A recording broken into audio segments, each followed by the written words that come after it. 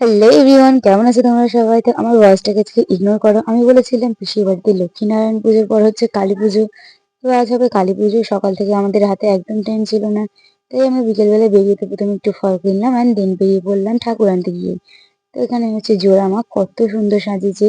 পুরো ফুলের সাজে সাজিয়ে দিয়েছিল ওরা নিজে থেকেই। অ্যান্ড দেন আমরা তো এখানে ঠাকুর তুলছিলাম। কারণ প্রথমে তো দাদারা মাথায় নিয়েছিল অ্যান্ড তারপরে ঠাকুর প্রত্যেকটা ভ্যানে উঠে গিয়েছিল। কারণ অনেকটা রাস্তা ছিল বলে মাথায় করে আনা সম্ভব না বলে তারা ভ্যানে নিয়ে আসা হয়েছে। আর সাথে তো ব্যান্ডের পার্টিও ছিল।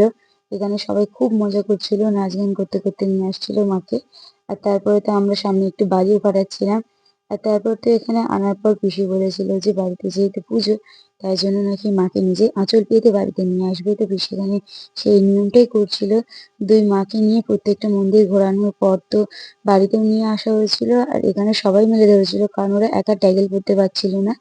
অ্যান্ড দেন বাড়িতে নিয়ে আসার পর তো যেখানে বসানোর কথা ঠাকুর সেখানে বসিয়ে দিয়ে মালা পরিয়ে দেওয়া হয়েছিল। সারারাত আমরা খুব মজা করেছি। সেই ভিডিওটা খুব তাড়াতাড়ি আসবে।